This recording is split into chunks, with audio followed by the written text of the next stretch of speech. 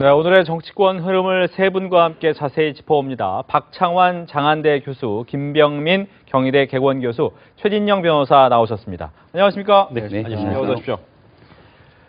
서지현 검사가 성추행 피해 사실을 폭로한 이후 그 파장이 일파만파로 커지고 있습니다. 먼저 관련 영상 확인하시고 오겠습니다.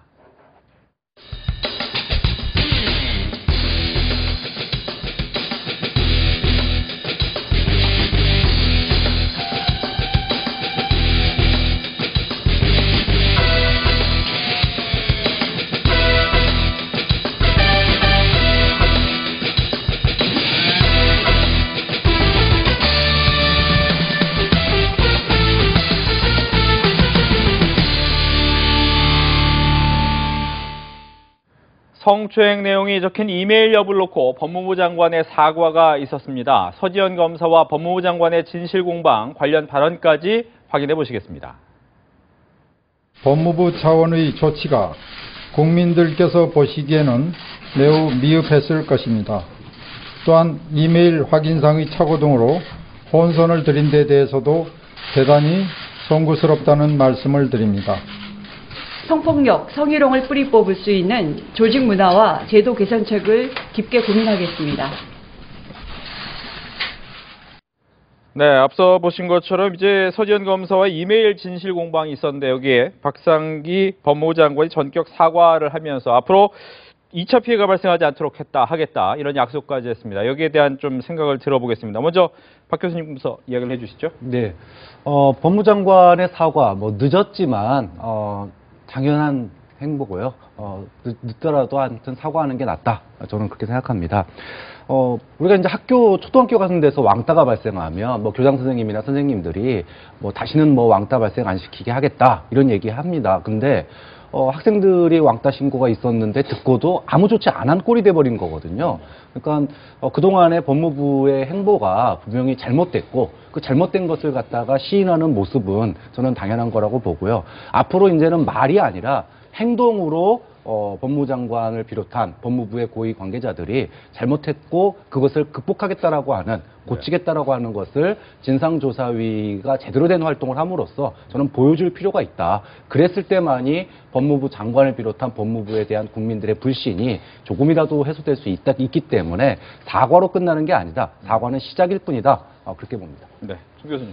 저는 이 법무부 장관 입장 발표가 상당히 좀 미흡한 측면들이 많았다라고 생각이 됩니다. 그러니까 앞서 봤지만 법무부 차원의 조치가 매우 미흡했다라고 얘기를 하고 있는데요. 그렇다면 법무부 차원에서 어떤 조치가 있었기 때문에 미흡한 것인가에 대한 설명이 있어야 되거든요. 그러니까 서지현 검사가 사실은 방송에 나와서 본인의 얼굴과 실명을 전 국민에게 거론하면서까지 이와 같은 일이 있었던 거는 정권이 바뀌고 나서 박상기 법무부 장관에게 이메일을 보냅니다. 보내고 나서 면담을 하고 나서도 충분한 내부 조치가 이루어지지 않았기 때문에 결국은 검찰 내부 망에다가 이 글을 올릴 수밖에 없었고 국민들에게 결국 2차 피해, 3차 피해를 감안하면서까지 이러한 내용들을 공개할 수밖에 없었던 건데 핵심적으로 바로잡을 수 있는 기회가 몇 번 있었다는 겁니다. 근데 그 기회를 바로잡지 못했던 법무부 내부의 문제가 무엇인지를 먼저 직시하고 난 다음에 입장 발표, 추가적인 후속 대책을 마련해야 국민들이 바라보기에 법무부 차원에서 충분한 진상규명의 의지가 있구나라고 생각할 건데 그 부분에 대한 내용들이 없었다는 측면에서 앞으로 있을 상황을 조금 더 면밀히 예의주시할 수밖에 없다 이렇게 생각이 됩니다. 네, 최 변호사께서는 이제 법조계에 몸담고 계시다 보니까 이런 상황을 또 어떻게 느끼시는지 더 궁금한데 박상기 법무부 장관의 입장 발표는 또 어떻게 들으셨습니까? 전 굉장히 안타깝다 이렇게 얘기할 수밖에 없는 것 같습니다. 네. 법무부 장관 누굽니까? 인권과 정의의 최후의 보루 아니겠습니까? 그런데 다른 사람도 아니고 이 법무부 검찰 조직에서 검사에 대한 어떤 성범죄와 관련된 이메일을 받았는데 그것을 사실상 잘 모르고 그것에 대해서 법무부가 오락가락 하다가 이 부분에 대해서 사과까지 했다라고 한다고 하면은 이 부분은 뭔가 잘못됐다라고 밖에 볼 수 없는 것 같습니다. 뒤에 이렇게 사과를 하고 있습니다만 국민들은 저만큼 어떻게 보면은 진실을 밝히려고 하는 이 의지가 있는가 이 부분에 대해서 상당 부분 타격을 입어버린 거 아니겠습니까? 그러다 보니까 앞으로는 이런 부분에 있어서 인권 감수성 또 여성에 대한 보호 이런 부분에 대해서 좀 더 만전을 기해야 될 것 같은데요. 어쨌든 늦었지만 어쨌든 지금 진상조사단을 꾸리고 또 성범죄와 관련된 외부적 어떤 조직을 통해서도 이 어떻게 보면 투트랙으로 지금 조사를 하고 있기 때문에 그와 같은 진상조사단의 결과 조금 더 지켜봐야 됩니다. 다만 그 전체적으로 봤을 때 예전보다는 여성들의 목소리가 분명히 높아지는 건 틀림없다. 옛날 같은 경우에는 그 검찰 같은 경우에는 대부분 어떻게 보면 남성 위주였다라고 한다고 하면은 지금 한 2천여 명의 그 검사들 중에 한 30%, 600여 명 정도가 이제 그 여성 검사가 됐습니다. 아마 그와 같이 여성의 어떤 전체적인 그 구성원이 늘어나는 가운데 이 서검사의 이와 같은 그 자기 고백이 있었던 것 같은데요. 네. 이와 같은 것을 계기로 해서 이 검찰 내에 이런 성범죄와 관련된 그런 인권 문화 반드시 그 개선하는 제도적인 어떤 대책을 만드는 계기가 반드시 돼야 된다. 저는 그렇게 생각합니다. 한 가지만 더 질문을 드리면 검찰 조사단에서 그러면 안태근 전 검사하고 최규일 의원에 대해서 추가 조사는 아니죠. 조사가 들어갑니까? 어떻습니까? 현실적으로 이 부분에 대해서는 쉽지는 않다. 아시다시피 지금 이 조사단 같은 경우에는 단순한 진상 조사를 넘어서 경우에 따라서는 수사까지 하겠다 이렇게 얘기를 했습니다. 네. 실제로 지금 그 검사로 이루어져 있기 때문에 그 우리나라 검찰청법 같은 경우에는 이른바 검사 동일체 원칙이라고 해서 여기는 진상 조사단이라고 말은 하고 있습니다만 다 조사를 하고 있는 분들이 검사입니다. 그러다 보니까 조사를 하는 과정에서 어떤 형사적인 책임이 나올 부분이 있을 경우에는 그것은 단순한 조사에서 형사 사건으로 수사로 전환할 수가 있습니다. 지금 조 검사장, 조 팀장 같은 경우에는 공소시효 그리고 또 친고죄에 대한 고소 기간 이런 부분과 고려하지 않고 실체적 진실을 밝히겠다라고 얘기를 했습니다. 그렇기 때문에 경우에 따라서는 말씀하셨듯이 최규일 의원과 그 안전검사장에 대해서도 조사를 할 가능성도 없진 않습니다. 다만 말씀드렸듯이 공소시효가 이미 다 지났기 때문에 네. 임의적으로 나와서 조사를 하지 어떤 적극적으로 대응하지 않는다고 하면은 뭐 어떤 그 강제수사 그러니까 구속영장이라든가 이런 것들을 발부해서 체포영장을 발부해서 소환하기에는 현실적인 한계가 있지 않을까 좀 그렇게 좀 많이 걱정하는 목소리도 없지 않은 것 같습니다. 예. 이메일 진실 공방 이후에 이 서 검사의 면담 내용을 가지고 또 진실 공방이 있었습니다. 이 부분에 대한 얘기도 좀 들어보겠습니다. 먼저 듣겠습니다. 네. 지금 원래 이제 법무부에서 처음에 입장 발표가 있었습니다. 뭐라고 그랬냐 하면은 서 검사 측에서 공론화를 원치 않았다. 여러 가지 애로사항들, 그동안에 자기가 겪은 힘든 부분들에 대해서 이야기를 했지만, 공론화를 원치 않았기 때문에 법무부가 나서기 좀 힘들었다. 이렇게 해명을 했는데, 서검사 측에서 바로 반박을 했어요. 이메일 원본을 갖다 공개를 했죠. 그 내용을 보면, 성추행 당한 사실뿐만 아니라 그 뒤에 이어진 인사상의 불이익들, 그리고 여러 가지 사안들에 대한 진상조사 요구까지 있었습니다. 근데 이거를 갖다가 그 법무부가 그러면은 무시하거나 아니면은 덮은 거거든요. 그렇다 보니까 이거야말로 정말 이게 본질적인 문제예요. 그러니까 지금 최규일 의원이 문제가 됐던 게 왜 본인은 가만히 있는데 이문정 검사한테 네가 나서서 문제 제기야 이런 식으로 눌렀다는 거 아닙니까? 그게 이제 지금 사실 여부를 확인해야 되겠지만 그러면 지금 몇 년이 지나서 정권이 바뀌고 새로운 법무부 장관한테 얘기를 한 건데 네. 그 얘기에 대해서조차도 공론화를 원치 않는데 왜 우리가 나서야 되나 이런 식의 반응이라면 사실 50% 100%의 차이인 거거든요. 그런 점에서 사과하게 된 직접적인 원인이 바로 이 서검사의 그 이메일 공개 때문에 더 이상 검찰이 이게 마치 거짓말처럼 보이는 거거든요. 법무부가. 그래서 당연한 이 부분에 대해서 사과를 해야 되는 거고요. 왜 이런 법무부의 발표가 있었는지 본인이 공론화를 원치 않았다는 이 부분도 포함해서 진상조사가 돼야 된다고 봅니다. 네, 김 교수님. 네, 정확한 지적이라고 판단하고요. 지금 핵심적인 문제는 이메일 원문을 저도 쭉 읽어봤습니다. 근데 여기에 보게 되면은 박상기 법무부 장관이 수일이 지나고 나서 답장을 보내게 되는데요. 특정 인물 누군가의 보고를 통해서 관련 내용을 알고 있다라고 표현하게 됩니다. 그렇다면 이 내용에 대해서 이미 이문정 검사가 검찰 내부에 공론화를 시도했고 이 공론화를 시도한 것 때문에 서지영 검사가 어쩔 수 없이 법무부 장관에게 메일을 드릴 수밖에 없다라는 메일이 있습니다. 그렇다면 그 내용을 받고 법무부는 도대체 무슨 역할과 일을 했는가가 핵심적인 쟁점이거든요. 근데 여기에 대한 조치들이 없었다라는 건데 추후에 나오게 되는 얘기가 본인이 알리는 걸 원치 않았다라고 얘기하지만 여기서 또 사실관계 공방이 다른 것 아니겠습니까? 크게 세 가지 문제인데 첫 번째는 2010년 장례식장에서의 성추행 문제가 정확히 어떤 사건이었는지 명확하게 파악을 하고 여기에 대한 진상을 규명해야 되고요. 두 번째는 그로 인한 인사상 불이익이 있다고 수차례 주장해 왔는데 지금 언론 보도를 통해 밝힐 때까지 그 인사상 불이익에 대한 추가적인 조처는 없었다는 것 아니겠습니까? 그럼 그 기간 동안 도대체 무슨 일이 법무부에 있었는가가 핵심적인 쟁점이고 서지현 검사가 82년생 김지영에 빗대서 본인을 72년생 서지현의 이야기로 표현했던 것처럼 이게 단순히 나 개인의 문제가 아니라 왜 이런 사건이 있고 나서도 결국은 이야기할 수 없는 내부의 문제는 무엇인가에 집중을 해야 되는데 지금 이 세 가지 문제에 대해서 법무부는 정확히 설명하고 있지 못한 측면이 큽니다. 따라서 지금이라도 지금 법무부, 검찰 그리고 국가인권위까지 나서서 문제를 해결하겠다고 이야기를 하고 있는데요. 단순하게 과거의 문제에 초점을 맞추는 게 아니라 총체적인 연속성 사항이 있는 모든 문제들을 짚어보고 여기에 대한 제도적 시스템의 미비를 어떻게 보완할 것인지를 분명하게 마련해야 될 것 같습니다. 네. 최 변호사님, 이 국가인권회까지 같이 한다고 하는데 조사권이 없잖아요.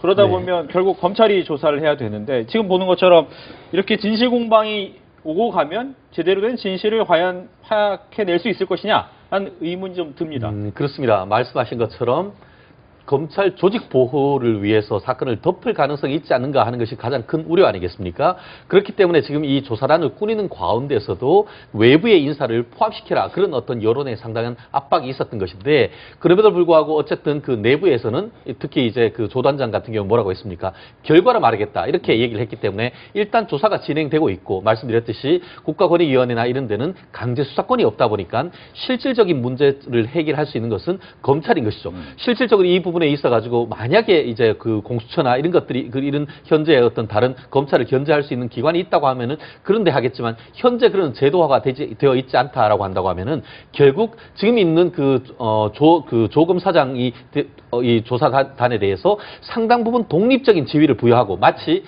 지난번에 그 이른바 벤츠의 검사네 뭐 이런 사건에 있어서 했듯이 특임 검사 수준의 독립된 어떤 그 권한을 부여한 다음에 그것에 대해서 국민의 평가를 받게 한다. 그렇게 한다고 하면은 나름대로 결과를 기대할 수가 있겠는데요. 네. 특히 지금 같은 경우에는 만약에 스스로 실체적 진실을 제대로 규명하지 못할 경우에는 이른바 외부로부터의 또 다른 어떤 감찰이나 조사가 있을 수밖에 없는 상황이기 때문에 검찰로서는 쉽게 이 부분을 제 식구 감싸기로 가기는 쉽지 않을 것 같다라고 생각을 하고 저 또한 개인적으로는 한번 결과를 지켜보자 하는 입장에 조금 다 가깝기도 합니다. 네.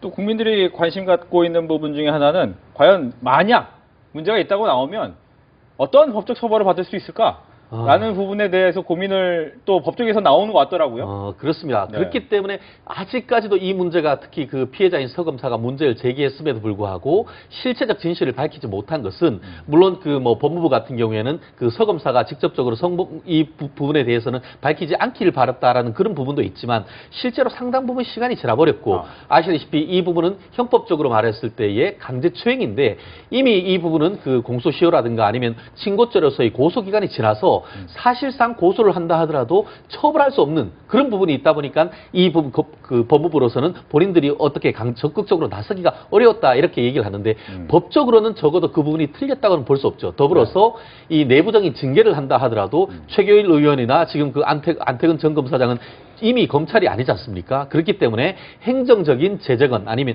형법적인 처벌이건 사실상 이 부분을 하기가 어려운 점이 없진 않은데요. 그럼에도 불구하고 지금 법조인들이 많이 문제를 삼는 것은 2015년 10월에 있었던 그 사실뿐만 아니고 그 이후에 있었던 인사상 불이익 이 부분이 마치 그 경우에 따라서는 직권남용이 될 수 있는 부분이고 그 부분은 여전히 공소시효가 남아있다라고 보기 때문에 인사상 불이익이 있는지 이 여부까지도 그 어떤 조사를 통해서 진상을 밝혀야 된다는 것이 법조계에서의 중론이 아닌가 싶습니다. 네. 처벌의 수위라든지 뭐 공소시효 이런 얘기를 속에 법무부나 검찰이 숨으면 안 된다고 봅니다. 지금 아까 불이익 얘기를 하셨는데요. 남녀고용평등법에 보면은 이런 성범죄를 가지고 피해자나 또는 신고자가 문제 제기를 했을 때 이에 대해서 불이익을 주게 되면은요, 2년 이하의 징역 또는 3천만 원 이하의 벌금에 처하게 돼 있습니다. 이 얘기는 뭐냐면요, 어떤 특정 회사에서 회사의 그 사장님이 이걸 덮었다. 또는 불이익을 줬다. 이러면은 처벌받는다는 거예요. 그러면 기관장도 그거에 준해서 처벌을 받는 겁니다. 그러면 당시에 검찰 수장부터 시작해서 책임 있는 라인도 똑같이 처벌 대상이 되는 거거든요. 그렇기 때문에 공소시효나 뭐 처벌 수위 이런 거 운운할 게 아니고요. 지금은 검찰이라고 하는 조직이 작년에 국정농단에 의해서 이번에 성범죄 문제로 또 한 번 바닥에 내려선 상황이기 때문에 진상조사 말 그대로 법적인 수위와 상관없는 겁니다. 일단은 자신들의 그 조직의 문제점을 드러내고 그걸 고치겠다라고 하는 의지를 보여줄 필요가 있는 거기 때문에 공소시효나 처벌 수위에 연연하지 말고 강제 수사를 하든 아니면 뭐 특임 검사를 두든 안 그러면은 외부로부터 공수처 압박이라든지 특검 압박을 받을 수밖에 없는 거거든요. 검찰이 지금 조금이라도 늦장 모습을 보인다면 외부로부터 바로 수술을 들어갈 수밖에 없다. 그런 검찰의 위기 상황이라는 걸 좀 느낄 필요가 있다고 봅니다. 그래서 이 진상조사단이 초점을 맞춰야 되는 게 안태근 전 국장이나 최규일 의원이 초점을 맞추는 부분보다는 조금 더 확장될 필요가 있다는 말씀을 드리고 싶습니다. 왜냐하면 서지현 검사가 29페이지에 달한 내용들을 보게 되면은 그 글에 적시된 A 검사, B 검사, C 검사, D 검사의 소설 형식을 빌었지만 굉장히 많은 사례들이 구체적으로 적시가 되어 있습니다. 그러니까 본인 스스로가 100% 팩트에 기반했다라고 얘기를 했기 때문에 이러한 검사의 사례를 진상조사단이 얼만큼 입증하느냐가 저는 핵심이라고 보고요. 두 번째는 형사상 처벌을 얘기했는데 성추행에 관한 처벌에 대해서 과거의 문제들을 좀 삼기가 어려운 측면들이 공소시효 문제도 있고 얘기를 할 수 있습니다만 핵심적으로 서지현 검사가 얘기했던 부분 중에 성폭행을 당했던 피해자가 있다는 얘기가 나옵니다. 그러니까 본인의 이야기가 아니라 검찰 내부 조직의 또 다른 피해자이기 때문에 그 피해자의 스스로의 입장에서 얘기를 하지 않는다라면은 사건을 밝혀지기 어렵지만 그 문제 또한 사실이라고 우리가 가정을 할 수 있다라면은 이 문제는 분명하게 법적인 처벌이 가능한 내용으로 보거든요. 그러니까 진상조사단이 적어도 서지현 검사가 얘기했던 내용들에 대해서 이게 이제 사실 여부에 대한 실명이 밝혀지지 않은 내용에 대해서 가해자가 어디까지 범인지를 확인하는 게 아마 진상조사단이 규명해야 될 핵심이 아닐까 생각이 듭니다. 그리고 또 지금 이 사건 같은 경우에는 문제를 제기한 분이 서 검사님이기 때문에 서 검사와 관련된 가해자 부분에 대해서만 포커스를 두고 있지만 지금 이 조사단 같은 경우에는 여검사 전체 그리고 검찰에 있는 여직원 전체에 대해서 이른바 전수조사를 한다라고 얘기를 했습니다. 실질적으로 지난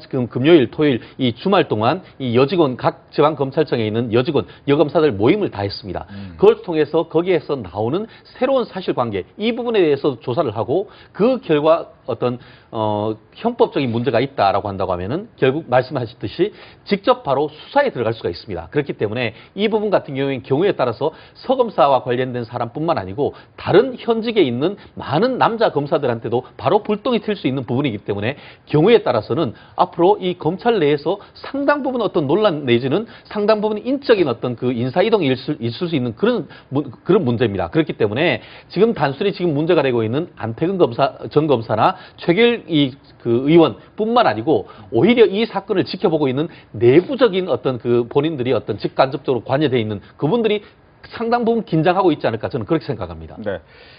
어떻게 보면 권력의 핵심 기관 중에 하나에서도 이제 가불관계가 있을 수 있구나라는 부분을 전적으로 드러낸 그런 사안이 아닌가 싶은데 문제는 이 검찰뿐만 아니라 많은 우리 사회에서 나오고 있더라고요. 또 한번 뭐 재벌 총수나 방송국 여러 가지 부분에서도 비슷한 이른바 미투 이야기가 계속해서 쏟아져 나오는데 앞으로 사회에서 상당히 큰 파장이 있긴 있겠죠. 네. 지금 미투 운동이 지난 겨울, 그러니까 12월부터 해서 전 세계적으로 사실 이렇게 불었는데 유독 우리나라만, 대한민국만 무풍지대였거든요.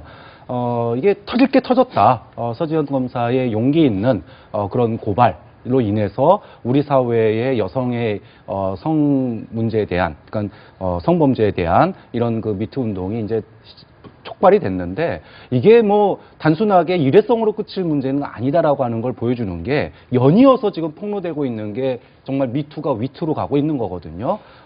지금 뭐 재계 뭐 여러 군데에서도 여직원들의 폭로가 이어지고 있고요. 또 방송국에서도 또 그런 일들이 나오고 있습니다. 또 경찰 내에서도 그런 얘기가 이제 지금 미투 운동이 벌어지고 있고요. 심지어는 현직 국회의원 이재정 의원이 나도 과거에 그런 일을 당했다. 이렇게 지금 얘기가 나오고 있습니다.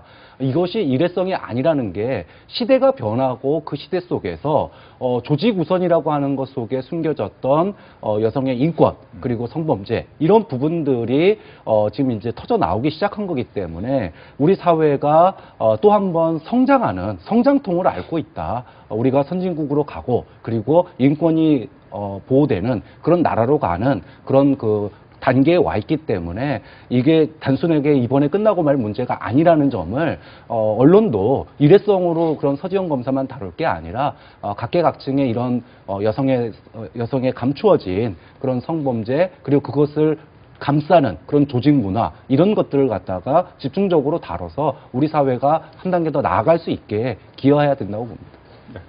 얼마 전에 문재인 대통령도 비슷한 얘기를 한 적이 있습니다. 그러니까 피해자가 2차 피해가 없이 이러한 내용들을 밝힐 수 있는 제도 시스템적 보완이 가장 핵심적인 쟁점이라고 보고요. 아마 우리 사회 전반의 정치, 경제, 사회 문화, 권력을 갖고 있는 기관 속에서 이러한 성추행 문제들은 끊임없이 나오는 것 같습니다. 그러니까 직장인의 일명 어플인 블라인드라는 어플이 있는데 여기 이제 미투 게시판을 새로 신설했다 그래요. 그래서 여러 가지 성추행에 대한 고발들이 쭉 이어지고 있는데 한 사용자가 이런 얘기를 합니다. 흔할 거라고는 생각을 했지만 너무 흔해서 좀 씁쓸하다라는 얘기들이 터져 나오고 있는 겁니다. 그러니까 교수님께서 중요한 지적을 해주셨는데 그동안 우리 사회가 별것 아닌 일로 치부했던 것은 아닐지 모르는 성희롱, 그러니까 성추행에 관한 문제들을 한번 제대로 공론화해보고 이 공론화된 문제들을 바탕으로 우리 사회가 조직적 그리고 제도적인 기반들을 어떻게 마련할 것인지 초점을 맞춰서 한 단계 좀 발전할 수 있는 계기가 됐으면 하는 바람이 있습니다. 네, 최 변호사님. 그렇습니다. 이게 양상을 보면은 미국 같은 경우에는 헐리우드의 여배우를 위주로 했고 그 얘기를 미투라고 했고 미국 같은 경우에는 본인이 익명이 아니고 실명을 통해서 이것을 밝혔는 그런 부분이 있습니다. 그렇지만 한국 같은 경우에는 미투 운동이 불고 있습니다만 현직 검사 그리고 이재정 의원 같이 현직 의원 이 정도 되는 분들이라고 한다고 하면은 본인의 이름을 내가 가지고 얘기를 하고 있습니다만 지금 같은 경우에는 말씀하셨듯이 직장 내 익명 커뮤니티 같은 그런 것을 통해서 익명을 통해서만 이렇게 지금까지 이렇게 나오는 걸 보면은 여전히 우리나라에서의 어떤 갑을 관계에 있어서 갑이 남성이고 을이 여성이고 그렇기 때문에 현재에서는 문제는 제기하되 본인이 직접 드러내지 못하는 그런 부분을 지금 미국과 다른 미투 운동이 벌어지고 있는 것 같은데요.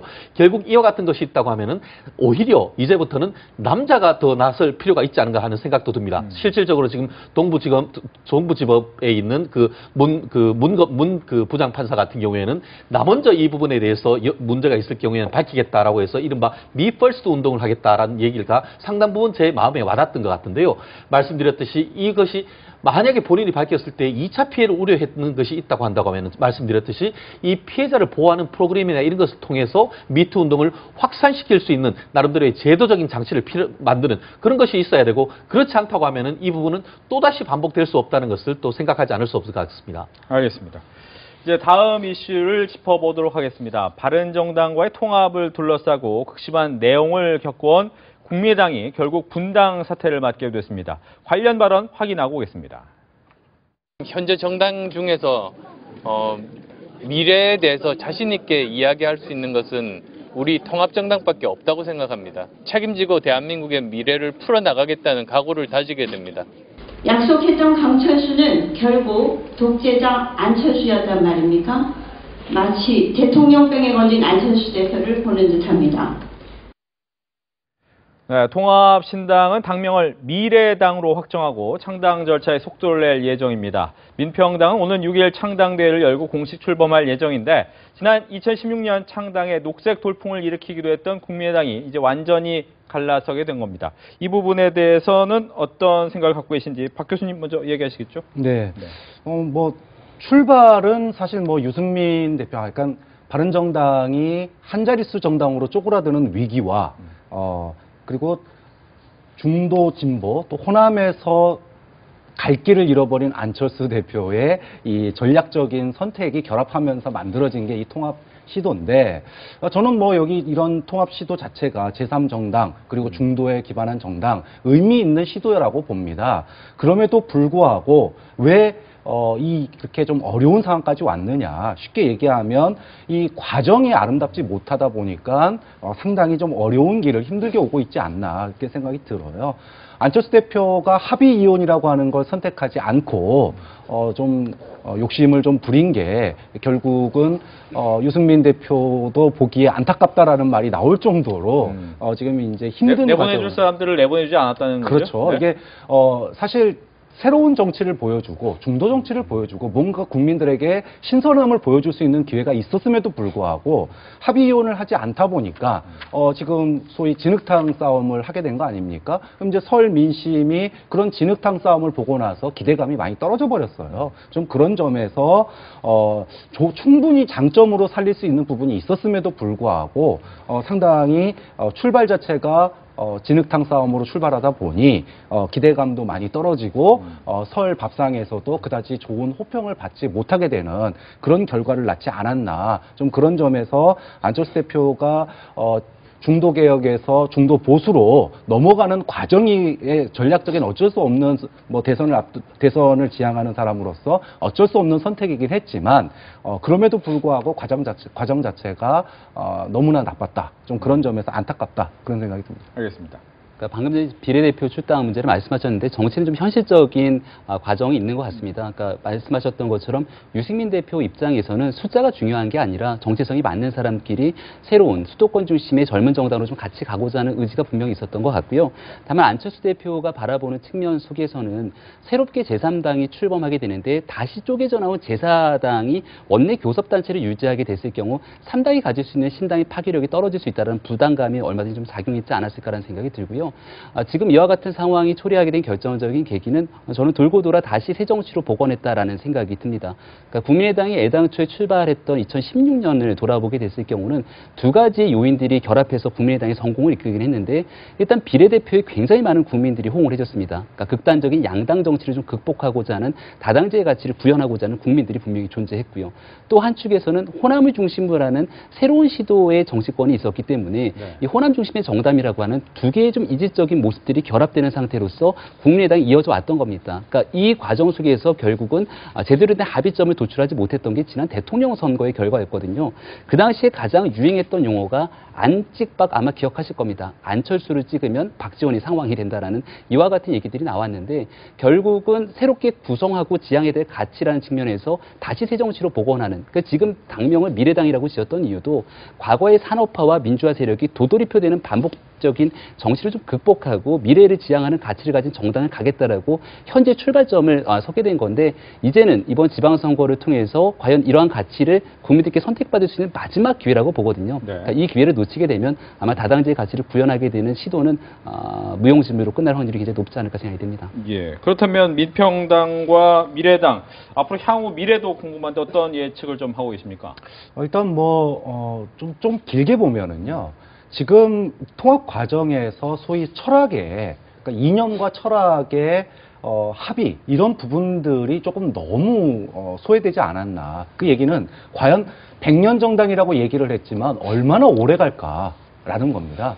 그러니까 유승민 대표로서는 당장 한 자릿수 정당으로 쪼그라들면서 지방선거라고 하는 파도를 넘어갈 필요 때문에 지금 안철수 대표의 군명정이 필요했던 거고요. 네. 안철수 대표로서는 중도 개혁에서 더 이상 뭔가를 지지층을 찾을 수가 없다 보니까 보수로 갈아타는 과정에서 그런 그 우군이 필요했던 거거든요. 근데 지금 소위 남북 관계 문제, 그러니까 햇볕 정책에 대한 부분이라든지 또 안보에 대한 부분이라든지 향후에 이런 이질적인 결합이 다시 갈등으로 번지라는 법이 충분히 저는 나올 수 있다고 보거든요. 즉 언제든지 갈등이 다시 나올 수 있다. 이후에 소위 보수의 판짜기가 다시 될 경우에 예를 들어 지방선거에서 한국당이 흔들리거나 또는 중도로 어느 쪽으로 휩쓸리지 않는 어느 한쪽으로 흡수되지 않는 상황이 계속 벌어진다면 이 안에서 그러니까 소위 미래당 안에서 보수와 개혁적인 성향들이 얼마만큼 융합할 수 있느냐 그 융합이 저는 관건이라고 보는데 이번 통합 과정에서 그런 융합을 이룰 수 있는 그런 충분한 이념적인 또는 철학적인 그런 그 토론이나 합의가 이루어지지 못했기 때문에 네. 과연 이게 100년 정당이 될 수 있을까? 거기에 대해서는 의문점이 상당히 많이 든다라는 거죠. 그래서 지방선거 이후에 미래당의 미래도 정말 과연 얼마만큼 밝을까 여기에 대해서는 상당히 회의적이랍니다. 지방선거 결과에 따라서 확연한 차이가 있을 수 있다 이렇게 네, 보는 충분히 또 이합집산이 있을 수 있다고 봅니다. 알겠습니다. 전적으로 동의하고요. 미래당이 바라보는 정치 시기의 1차적인 관문은 지방선거에 맞춰져 있습니다. 그러니까 지방선거에서 실패하게 됐을 경우는 미래당의 존재 그 조직 기반 자체가 아예 흔들릴 수밖에 없는 거고요.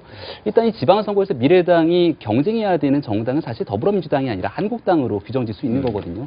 그러니까 지금 더불어민주당이 굉장히 문재인 대통령의 높은 지지율, 또 당이 갖고 있는 굳건한 지지율이 흔들림이 없지만 그럼에도 불구하고 경제정책이나 외교정책 등등에 있어서 국민들의 민심이 좀 이반하게 되는 여러 가지 시그널들이 보이기 시작합니다. 그렇다면 이렇게 해서 잘못되는 부분들이 인지가 됐을 경우에 그 인지되는 부분들을 한국당이 가져가서 정치적인 효과가 나와야 되는데 현재 정당 지지율을 보게 되면은 지방선거를 앞두고 한국당이 굉장히 많은 이 시너지 효과를 받지는 못하고 있는 상황이거든요. 그러니까 많은 과거에 새누리당을 지지했던 보수적인 유권자들이 관망적인 형태로 바라보고 있는 건데 아마 안철수 대표 그리고 지금 현재 미래당을 중심으로 주축을 갖고 있는 인물들은 지난 대통령 선거에서 갑작스럽게 안철수 대표가 쭉 급상승하면서 문재인 후보와 1대1 구도를 만들었던 그때를 아마 상정하는 것 같습니다. 그러니까 지금 유일하게 사실은 문재인 정부에 대항할 수 있는 제1야당으로서의 선택지가 누가 될 것이냐를 두고 싸우는 건데 앞서 교수님이 정확한 지적을 해주셨는데요. 여기에 대해서 누구 하나가 승자가 되지 못하고 둘 다 비슷한 형태의 지지율로 정체가 되게 됐을 경우는 결국은 민주당만 승자가 되게 되고 모두가 패자가 되는 형태가 올 수 있습니다. 그렇게 되게 됐을 경우에는 2년 뒤에 있는 총선을 앞두고서는 정계 개편이 불가피할 수밖에 없게 되는 상황이고 네. 안철수 대표 입장에서도 이 보수냐 진보냐의 그 중간적인 관점에서의 여러 가지 선택지 앞에 놓일 수 있는 딜레마에 빠질 수도 있습니다. 알겠습니다. 이제 한국당 이슈로 넘어갈 텐데 이번에 최진영 변호사께 질문을 드립니다. 홍준표 대표가 이제 모 케이블 사에 대해서 가짜뉴스 퍼뜨렸다 이렇게 얘기를 하고 나서 여기에 대해서 뭐 아예 당사에서 기자를 쫓아낸 부분은 어떻게 봐야 될지 그리고 만약 명예훼손에 따른 민사소송까지 제기하겠다라고 하는데 이거 가능한 겁니까? 결론적으로 두 가지 아까 질문하셨는데 네. 하나 민사소송이나 형사소송이 제기할 수 있는가 했을 때는 뭐 그거야 본인이 충분히 가능하다라고 볼 수 있는 부분이 있는 것 같습니다. 그리고 또 그 부분과 관련해 가지고는 지금 이른바 가짜 뉴스다라고 얘기를 하고 있지 않습니까? 특히 이제 MBN에 대해서 이제 그 말씀하신 것처럼 이 유해 전 최고위원과의 어떤 성적인 어떤 추행이 있었다라고 얘기하는데 그 부분 같은 경우에는 본인이 얘기를 하기를 이게 본인이 지난 4월 대선 때 유해 최고위를 알게 됐는데 그 이전에 어떻게 어떤 성추행이 있을 수 있느냐라고 얘기를 해서 그 종편의 방송 자체가 사실과 완전 다른 것이다라고 얘기를 하고 있습니다. 말씀드렸듯이 우리나라에 있어서 그 정치인이라든가 공적 인물 같은 경우에는 비판의 대상이 되는 것은 맞습니다. 그렇지만 비판의 대상이 된다 한다 하더라도 그것이 사실이거나 팩트를 사실이 아니라 하더라도 사실을 믿을 만한 상당한 이유가 있는 상황 속에서 그것을 보도하지 않고 즉 어떤 제대로 사실관계를 확인하지 아니한 상태라고 한다고 하면은 그 부분에 대해서는 설령 언론이라 하더라도 면책되기 어려운 점이 있습니다. 그렇기 때문에 지금 지금 홍 대표 입장에서는 분명히 본인과 관련해 가지고는 허위 뉴스 사실관계를 치열하게 팩트를 확인하지 아니한 뉴스다라고 봤기 때문에 지금으로서는 민형사상 책임을 물을 가능성이 상당히 높지 않을까 싶습니다. 다만 그럼에도 불구하고 그러한 것에 대해서 지금 그 언론사 전체를 이 당사에서 이 취재하는 데스크 자체를 빼고 취재하려고 하는데 나가라라고 하는 것은 저는 개인적으로 봤을 때의 어떤 보수 정당의 가장 중요한 게 뭡니까? 언론의 자유 그리고 또 언론 출판의 자유 이 부분이 상당히 중요하게 여겨야 될 부분인데 그런 부분에 대해서 어떤 약간의 어떤 개인적인 이익과 관련해 가지고 이 부분에 대해서 취재를 거부하는 것은 조금 좀 답답하다라는 느낌이 들고 마치 그 부분은 지난번에 이번 대선 이전에 같은 경우에는 종편 3사가 생겼을 때에 지금 여당인 민주당 같은 경우에는 그 종편의 취재를 거부하고 출연을 거부했던 그때를 연상시키고 하는데요. 결국 그와 같은 것에 대한 나름대로의 어떤 그 부작용은 오로지 다 스스로 본인들이 치를 수밖에 없습니다. 그렇기 때문에 이와 같이 당 대표의 결단으로서 이런 극단적인 결정을 했지만 이 부분에 있어서는 그 기간을 오래 가지고 가는 것은 오히려 보수 정당인 한국당에 네거티브한 영향을 미칠 수 있는 부분이기 때문에 이 부분에 대해서는 조속한 시일 내에 그 부분을 최종적인 결정을 해서 원상 회복시키는 노력이 필요하지 않을까 싶습니다. 네.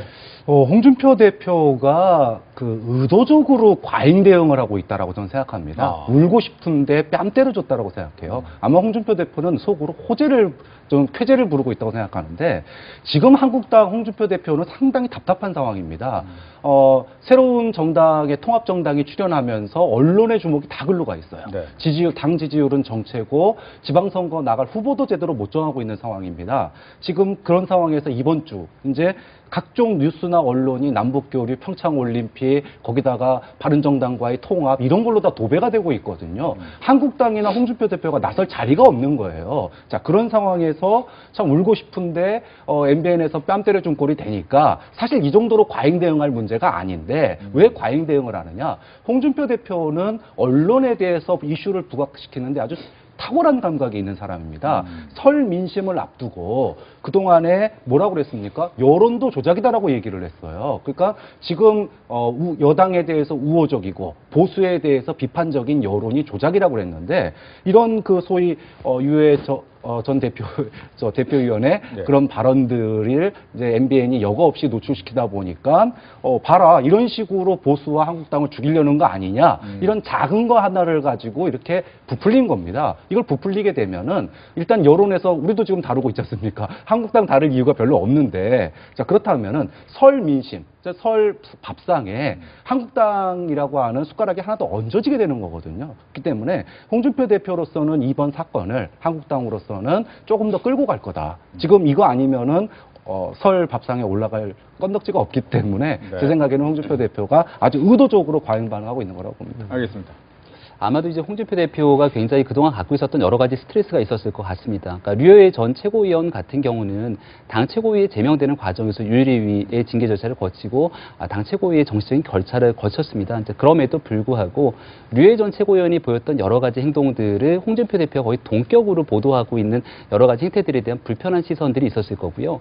그러니까 지금 상황에서는 그러니까 미투 캠페인이 확산되고 있는 이 시점에서 서지현 검사의 여러 가지 성추행 파문들이 일고 있는데 그것과 홍준표 대표의 과거에 있었던 내용들을 사실 동급으로 본다라는 건 있을 수 없는 일이기도 하거든요. 그러니까 물론 자유한국당이 지금 하고 있는 MBN에 대한 이 사실상의 취재 거부 행동에 대해서는 긍정적으로 이야기할 수 있는 사람은 아무도 없을 겁니다. 그럼에도 불구하고 조금은 희화화시키고자 하는 측면 속에서 홍준표 대표와 류호의 전 최고위원의 얘기를 동급으로 비교하는 문제에 대해서는 얼마든지 문제 제기를 할 수 있는 건데 다만 이 문제 제기에 대한 방식이 조금 더 세련되지 못했다는 데는 아쉬움이 남습니다.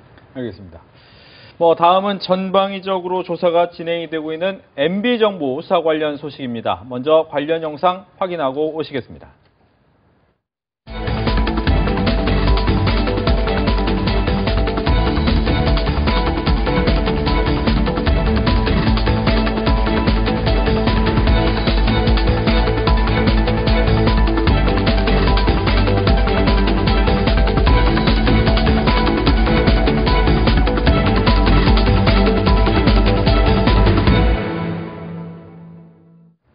이 전 대통령 측근들이 하나둘 입을 열면서 검찰은 포위망을 좁혀가고 있습니다. 특히 MB 집사로 불렸던 김백준 전 기획관은 검찰 조사에서 이명박 전 대통령이 국가정보원 자금 수수에 개입했다고 진술한 것으로 알려졌기 때문에 이 전 대통령의 상황은 더욱더 어려워졌다라는 분석입니다. 향후 평창올림픽에 참가 요청을 받고 긍정적으로 생각하고 있겠다라고 했는데 그 이후에는 좀 압박이 심해질 것 같아요. 네, 지금 이명박 전 대통령이 정치보복 프레임으로 대응을 했습니다. 근데 이게 더 이상 좀 먹히지 않는 상황이 돼버렸어요. 이명박 전 대통령을 이제 평창올림픽 개회식에 초청하는 부분에 대한 여론조사를 보니까 거의 반반이더라고요. 그 얘기는 사실 전직 대통령으로서 지금 감옥에 있는 사람 아니고서야 올림픽 개최하는데 가는 게 너무나 당연한 거거든요. 그럼에도 불구하고 국민의 절반 정도가 굳이 불러야 되냐라고 얘기할 정도면 지금 이명박 전 대통령의 이런 정치보복 프레임이 얼마나 먹히지 않고 있는지를 보여주는 건데 이게 어떤 그 외부의 어떤 그 증언이나 강제적인 조사가 아니라 측근들한테서 이 이야기가 다 나오고 있다라는 겁니다. 좀 그런 점에서 지금 BBK, 다스 사실 이거는 어떻게 보면 상당히 옛날 이야기인데 네. 여기에 이제 그 국정원 특수활동비까지 이게 터져 나오면서 이명박 대통령이 이제 사면 초과에 놓이게 됐다. 그래서 이제 상당히 이제 검찰 포토라인에 쓰는 게 이제 얼마 남지 않았다. 이제 뭐 기정사실화됐다. 이런 게 지금 현재까지의 일반적인 분위기 같습니다. 네. 아마도 이명박 전 대통령 측에서는 담담하게 좀 준비를 하고 있지 않을까라는 생각이 들고요. 그러니까 이 법적인 절차를 피해갈 수 있는 방법은 현재는 마땅치 않아 보입니다. 그러니까 크게 두 축에서 다스에 대한 수사 그리고 국정원 특활비에 대한 수사가 양가리로 이어지고 있는 상황인데 이미 뭐 측근들에 대해서 말씀하셨지만 김희준 전 부속실장이 여러 가지 내용들을 털어놓기 시작하면서 이런 얘기를 하죠. 검찰에서 이미 너무나 탄탄하게 조사를 해놨기 때문에 내 개인적인 사감으로 이야기를 하는 게 아니라 말을 할 수밖에 없는 분위기였다라고 얘기를 하고 있고요. 이명박 전 대통령이 올해 뭐 집사처럼 알려졌던 김백준 전 기획관 같은 경우도 최근에 검찰 수사에서 초기에는 그러니까 이 사안들에 대한 이 진술을 거부하고 사안을 인정하지 않았지만 최근에 거의 모든 내용들을 다 검찰이 진술했다라는 얘기들이 나옵니다. 그러니까 더 이상 거절할 수 없는 상태로서의 모든 내용들이 탄탄하게 갖춰졌기 때문에 평창 동계올림픽이 끝나고 나면은 이명박 전 대통령의 최종적인 소환 조사는 거의 불가피한 상황으로 보이고요. 그럼에도 불구하고 지금 있는 내용들이 특히나 이 국정원 특활비에 대한 수사 같은 부분은 이 역대 정권을 비롯해 봤을 때 과연 공정하게 이게 정치적인 평행선을 맞춰갖고선 수사를 하고 있는 거냐라는 의구심은 충분히 제기가 가능한 상황일 겁니다. 따라서 이명박 전 대통령은 다스에 대한 부분에서 최대한 본인이 갖고 있는 혐의를 소명하고자 노력을 할 것이고요. 이 국정원 특활비 부분에 있어서 본인이 이명박 전 대통령이 직접 받아서 개인적으로 유용한 건이 있는지와 이명박 전 대통령이 내용을 좀 알고 인지하고 있었다는 좀 다른 측면들로 볼 수가 있는 건데 결국 종국에는 이 정치보복 프레임을 다시 한번 주장할 확률이 꽤 높지 않을까라는 생각이 듭니다. 네, 최 변호사님. 그렇습니다. 아까 말씀하신 것처럼 MB의 집사라고 하는 김백준 전 총무기획 비서관이 의미심장한 얘기를 했습니다. 버틸 만큼 버텼다라고 전해라 이렇게 얘기를 했다고 하고 실질적으로 지금 구속되어 있는 상태입니다만 이명박 전 대통령 측과의 접견도 거부를 하고 있다라고 얘기를 하는 것 같습니다. 그 말은 뭐냐면은 본인이 알고 있는 것을 검찰에 있는 그대로 얘기를 하고 있고 그 내용 자체가 이명박 전 대통령에게 불리한 진술을 하고 있다라는 것을 간접적으로 웅변하는 것이다라고 얘기를 하고 있는 것 같은데요. 그렇기 때문에 지금 실질적으로 여러 차례 이 다스를 비롯한 관련 곳에 압수수색을 해서 물적 증거가 많이 나왔고 더불어서 가장 측근에 있던 분들이 그 진술이 바꿈으로써 인적 증거와 물적 증거가 이명박 전 대통령에 대해서 불리한 어떤 그 상황이 되는 건 틀림없는 것 같습니다. 이와 같은 상황 속에서 변수가 바로 이 평창 올림픽의 이 부분에 대해서 현재 문재인 대통령께서 이명박 전 대통령에게 초대장을 보냈고 그 부분에서 초대에 응하겠다라고 얘기를 하다 보니까 경우에 따라서는 이 평창 올림픽 이전에 소환하는 것이 아니냐라고 했는데 그것이 이 평창 올림픽 이후로 지금 돼 있는 그런 상태입니다. 결국 이명박 전 대통령이 생각하는 것은 결국 이와 같이 초대에 응해서 하는 과정에서의 모종의 어떤 유화적인 조치를 통해서 정치적 타협을 하려고 하는 그런 어떤 메시지 전달이 아닌가 하고 있습니다만 결국 정치적인 것은 정치적대로 그리고 또 사법적인 것은 사법적인 것대로 이른바 투트랙을 하는 것이 이번 정부의 어떤 입장이 아닌가 싶습니다. 그렇다 보니까 설령 이 평창 올림픽이 어떻게 진행되건 간에 검찰로서는 제 갈 길을 가서 평창 올림픽이 끝난 직후쯤 내지는 그 전으로 해서 이명박 전 대통령에 대한 소환이 이루어질 가능성이 높다는 것이 이 법조계의 전반적인 중론이 아닌가 생각을 합니다. 네, 김병민 교수가 이야기를 했던 적폐청산 부분의 포인트는 특활비, 국정원 특활비를 과연 그전 정부에서 하지 않았을까, 이용하지 않았을까라는 부분에 대한 논의가 있을 수 있다. 즉 적폐청산 프레임이 또 한 번 나올 것이다라는 지적을 해주셨단 말이죠. 여기에 대한 이야기를 좀 들어볼까요? 적폐청산에 대해서 뭐 지금 현 정부가 그동안 강조를 해왔던 부분은요. 이 전 상황은 이게 나라냐라고 하는 상황이었습니다. 그런 상황에서 적폐청산이라고 하는 프레임은 바꿀 건 바꿔야 된다라는 거죠. 그렇지 않으면 새로운 미래로 나아갈 수 없다라는 겁니다. 그런데 그 중에서 이제 하나가 나온 게 이제 특활비 부분이에요. 근데 지금까지 나온 이야기들을 종합을 해보면 이 국정원의 특활비가 노무현 정부 그러니까 참여정부에서는 없었다라고 하는 자신감이 현 정부에게는 있는 것 같습니다.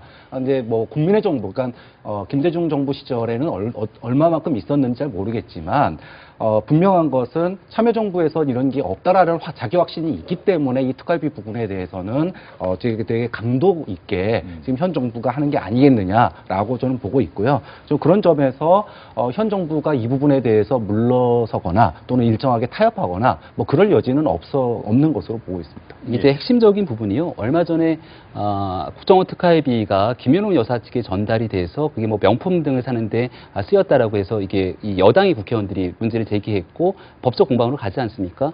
사실상 국정원에 있는 특활비를 대통령 영부인이 그 내용을 받아갖고 사적으로 편취 사용했다면 굉장히 도덕적으로 큰 문제가 될 수 있습니다. 그러니까 이 문제는 분명히 따져 물어야 되는 건데 만약에 법적 공방을 통해서 김윤은 여사가 그런 사실이 없다라고 밝혀지거나 지금 현재 김백준 전 기획관이 받은 내용들은 청와대에 있는 기념품에 대한 뭐 내용들로 얘기를 하고 있지 않습니까?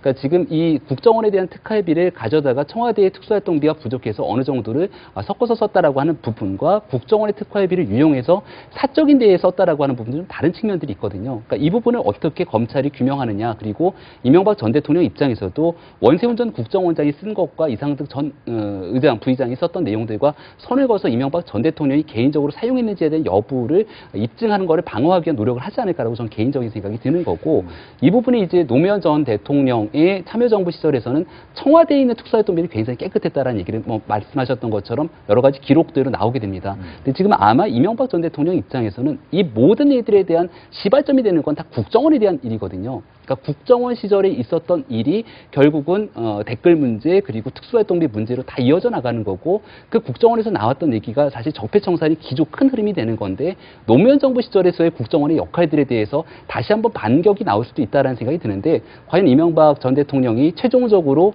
본인이 검찰 포토라인을 쓰게 되는 과정 속에서 어떠한 입장을 쏟아내게 될지는 조금 지켜볼 필요가 있지 않을까 생각이 됩니다. 보복과 정의는 사실 종이 한 장 차이입니다. 우리가 국민들이 지난 촛불 때도 분노를 해가지고 정의로 갔지만 이게 자칫 보복으로 흐를 염려도 있거든요. 아까 김윤옥 여사 명품백 얘기했는데 저는 사실 이게 과거에 노뚜렁 시계하고 상당히 매치가 됐었어요. 그러니까 정의로 가느냐 이게 보복으로 가느냐는 지금 여권이 좀 냉정해질 필요가 있다고 봅니다. 보복으로 가고 정의로 가는 부분에 있어서 정의로 가는 건 간단해요. 저지른 범죄만큼만 처벌해야 되는 겁니다. 그걸 넘어서게 되면 이게 보복이 되는 거거든요. 좀 그런 점에서 국정원 특활비라든지 각종 적폐청산에 있어서 감정이 들어가면 안 된다. 감정이 들어가면 안 된다. 이 부분을 여권 그리고 청와대 그리고 검찰이 보복이 아닌 정의를 세우는 모습을 과거 정부와 다른 모습을 좀 보여줄 필요가 있다고 봅니다. 네, 최 변호사님. 그렇습니다. 그 말씀하신 것처럼 지금 이 청와대 특활비가 특히 이 국정 특활비가 지금 새로이 지금 그 계속 문제가 되고 있는 것 같은데요. 말씀드렸듯이 특활비를 잘못 썼다라고 한다고 하면은 그에 따른 형사적인 책임을 지우는 건 맞습니다. 그런데 말씀드렸듯이 과연 그렇다고 하면은 보수 정권에 대해서만 그런가? 실질적으로 지금 그 오마이뉴스의 전직 기자가 썼던 그 노무현 전 대통령에 대한 특활비와 관련해서 구체적인 증언이 있습니다. 무슨 말씀이냐면 예전에 이른바 샘물교회라는 데서 중동에 갔다가 사람이 잡히지 않습니까? 그 부분에 대한 몸값을 위해서 청와대가 이 국정원 특활비 수천만 불을 해서 그 중에 절반만 그 몸값을 위해서 지불하고 나머지 절반 정도는 그것이 북한으로 송금했다라는 그런 어떤 문제 제기가 있습니다. 결국 그 부분과 관련해서도 구조적으로 봤을 때는 사실상 동일합니다. 결국 썼다는 것이 개인적으로 쓰지 않고 어떤 국가의 어떤 정책을 위해서 썼다라는 차이뿐인 것이지, 지금 이명박 전 대통령 같은 경우에도 지금 김백준 총무기성관이 돈을 썼고 그 내용을 이명박 전 대통령에게 보고했는 건 맞지만 그것이 개인적으로 절대 유용한 것은 아니다라고 얘기를 하고 있기 때문에 결국 이 부분에 대한 어떤 조사가 있다라고 한다고 하면은 결국 이명박 전 대통령 측 같은 경우에는 전 정권 내지 전 정권의 특활비에 대해서도 조사를 하라라고 했을 때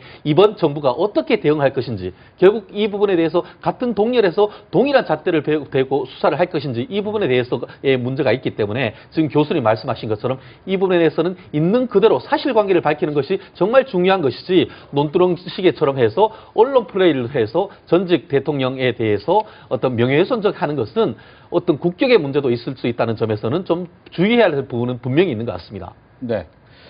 뭐 최근 검찰 압수수색 과정에서 이제 MB 재임 시절 청와대 문건이 한 건물 지하에서 창고, 다스가 사용하고 있는 창고 지하에서 발견된 것 자체는 또 문제로 볼 수밖에 없어 보입니다. 여기에 대한 얘기도 들어볼게요. 네.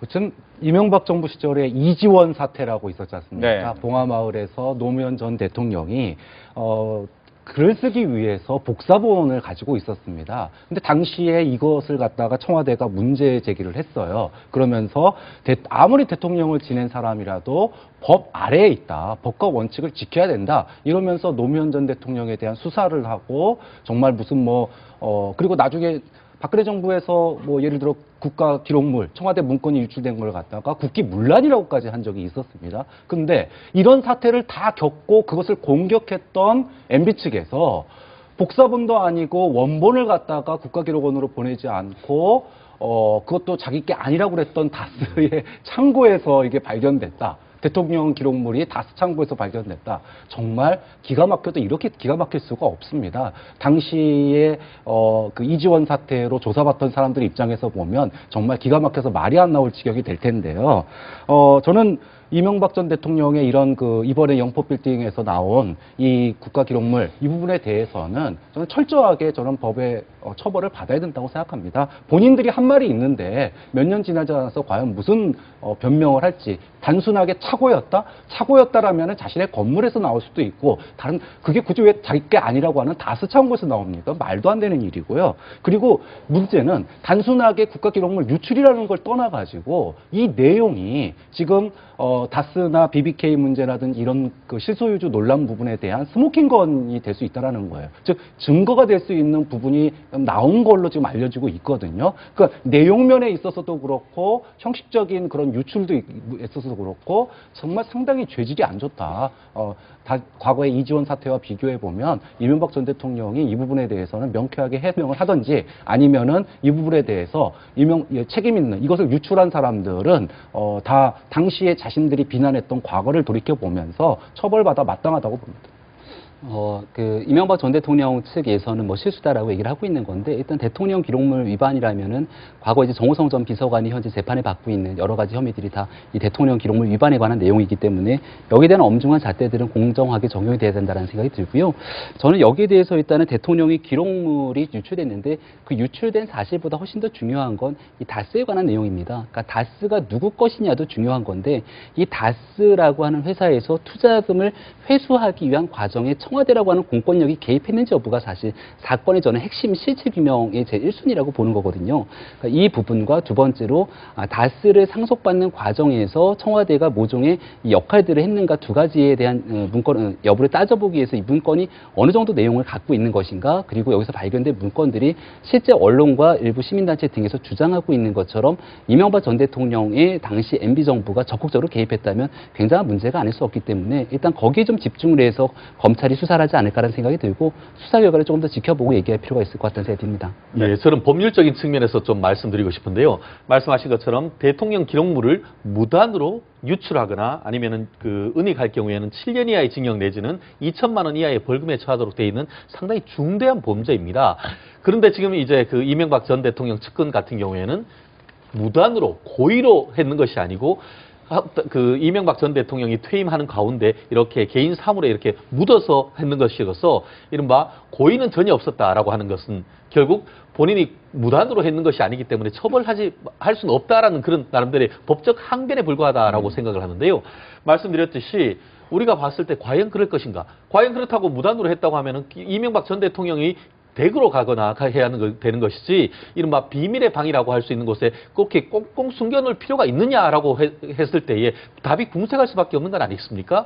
더불어서 지금 그 검찰 수사의 후문에 따르면은 이게 문건을 이동시킨 일부 인물 같은 경우에는 그 내용 자체가 나중에 밝혀질 경우에는 상당히 어떤 민감한 정보를 있기 때문에 외부에 유출되는 것을 방지하기 위한 취지에서 그쪽으로 옮겨놨다라는 그런 증언까지 있었다라는 얘기가 있습니다. 그렇다고 한다고 하면은 이것이 개인 사물에 이렇게 휩쓸려서 갔다는 그것과는 상당히 이게 서로 말이 맞질 않죠. 그렇기 때문에 이 부분에 대해서는 지금 교수님 말씀하신 것처럼 이명박 전 대통령이 취임한 이후에 노무현 전 대통령과의 어떤 그런 이지원 시스템 가지고 그렇게 문제를 삼았다고 한다고 하면은 누구보다도 이명박 전 대통령이 비서진으로서는 그 사실을 잘 알고 있고 그것이 경우에 따라서는 엄히 처벌된다는 것을 알고 있었음에도 이와 같은 일을 고의적으로 했다고 한다고 하면은 오히려 처벌 수위가 더 높아질 수 있다. 아마 그랬기 때문에 법원으로서는 대통령 기록물 관리법 위반에 대한 압수수색 영장 바로 발급하는 것이 그런 맥락이 아닌가 생각을 합니다. 알겠습니다.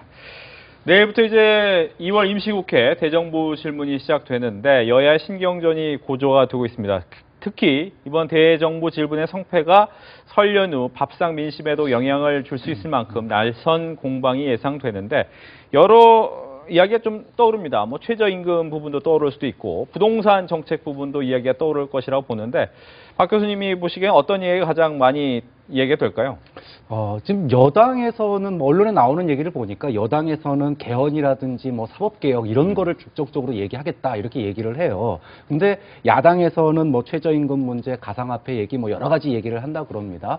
근데 설 밥상에 오르는 거는 개헌이나 뭐 사법개혁 이런 거 올라가는 거 아니거든요. 지금 밑바닥 여론에서 많이 밀리고 있어요, 여당이. 그러니까 지금 최저임금 같은 경우에는 중소상공인들이 빠져나가기 시작한 거고요. 그 다음에 가상화폐 부분에 대해서는 20, 30대가 빠져나간 거고요. 그리고 유치원 영어교육에서는 30대 주부들이 빠져나간 거고요. 뭐 이런 부분 이렇게 지지층에서 이탈이 시작되고 있는데 이런 밑바닥 여론전에 대해서 이거를 과연 개헌이나 뭐 사법개혁 이런 걸로 이런 그 하락을 막을 수 있을까? 저는 지금 여당이 좀 이런 야당의 공세에 대해서 뭔가 이렇게 쉽게 들릴 수 있는 그런 논리를 개발하고 또 국민들이 체감할 수 있는 왜 이런 변화가 최저임금 인상이나 가상화폐 대책이나 뭐 영어 공교육 문제라든지 부동산 문제라든지 이런 지금 현재 여당의 정책의 어떤 실효성 이거를 체감하게 느낄 수 있게 하는 거 이 부분에 조금 더 집중할 필요가 있지. 물론 뭐 개헌도 해야 되고 사법개혁도 해야 되고 또 평화올림픽으로 가야 되는 거 맞지만 설 밥상에서 그런 얘기가 주로 되지 않는다라고 하는 점을 좀 여당이 이번 대정부 질문에서 놓치지 않았으면 하는 마음이 듭니다. 네. 저는 야당의 공세가 굉장히 거셀 거라고 보고요. 야당도 이제 한국당과 새롭게 진행되는 미래당이 좀 다른 결로 접근하지 않을까 생각이 됩니다. 그러니까 오늘 안철수 대표, 유승민 대표 두 대표가 아파트 경비원을 만났더라고요. 그러니까 최저임금 문제 때문에 접근해서 지금 현 정부에 대한 일자리 정책 등에 대한 매섭게 꼬집는 부분들이 있을 것 같고요. 한국당은 누가 뭐래도 아마 북핵 문제를 가장 강하게 거론할 것 같습니다. 그러니까 최근에 있는 이 트럼프 대통령의 연설에서부터 이 북한의 꽃제비 탈북자로 잘 알려진 지성호 씨를 부르지 않았습니까? 그러니까 이 내용은 북한의 인권 문제를 거듭 거론한다라고 하는 얘기하는 것 자체가 사실은 북한이 평창 동계올림픽을 기반으로 보통국가 정상국가로서 세계에 이야기하고자 하는 부분들에 대한 분명한 차단선을 그어주고 있는 거고 결국은 이러한 내용들이 평창 동계올림픽 끝나고 난 뒤 북한에 대한 미국의 대처 방법들에 대한 여러 가지 상황을 유추해 볼 수 있게 만드는 대목입니다. 아마 한국당은 이런 부분을 놓치지 않고 이 한미동맹의 균열과 북핵 문제 해결을 위해서 우리 정부가 해나가야 되는 일에 대해서 강한 대립각을 세울 확률이 높고요. 이 미래당 같은 경우는 분명하게 말씀하셨던 것처럼 과거 같은 대결적인 정책 구도가 아닌 좀 미래 정치를 향해서 간다라는 측면으로 보게 됐을 경우에는 경제 정책 문제에 굉장히 심각하게 초점을 맞출 수 있을 건데 최저임금 문제와 그리고 최근에 있는 가상화폐 대책 등에 대해서 집중을 하면서 내용들을 좀 이끌어가지 않을까 생각이 됩니다. 네. 그렇습니다. 지금 특히 그 보수당, 그 한국당 같은 경우에는 최근에 이제 뭐 몇몇 여론조사에서 당 지지율이 20% 이상 넘는 그런 상황 속에서 상당히 고무되는 그런 상황인 것 같습니다. 그 반면에 민주당 같은 경우에는 50% 이상 지지율을 가다가 40% 중반으로 내려오는 그런 상황 속에서 지금 이번 그 설날을 맞이할 수밖에 없는 그런 상황인 것 같은데요. 그러다 보니까 한국당 같은 경우에는 민생과 안보 두 가지 키워드를 해서 지금 여당을 공격하는 그런 상황인 것 같은데 나름대로 올림픽이 어떤 식으로 해서 그 집권 여당이 잘 만들어 간다고 하면은 다시 탄력을 받아서 집권 여당이 상승할 수 있겠지만 올림픽이 계속 흔들리고 특히 안보 부분에 있어서 남북 단일팀이라든가 이런 부분에 있어서 논란이 계속된다고 한다고 하면은 보수당 같은 경우에는 이번 기회를 잡아서 2030 세대를 집중 공략할 그럴 가능성이 있기 때문에 아마 이번 다음 주에 있는 그 설날 그리고 또 이 올림픽이 서로 맞물리면서 상당 부분 그 정치권의 요동이 상당 부분 있지 않을까 저는 그렇게 생각합니다. 알겠습니다. 이렇게 늦은 밤까지 함께해 주셔서 세 분 고맙습니다. 복잡한 정치 이슈를 공정하고 당당하게 풀어보는 정정당당 오늘 준비한 내용은 여기까지입니다. 정정당당은 다음 주 일요일 저녁 8시 40분에 다시 찾아뵙겠습니다. 시청해 주셔서 고맙습니다.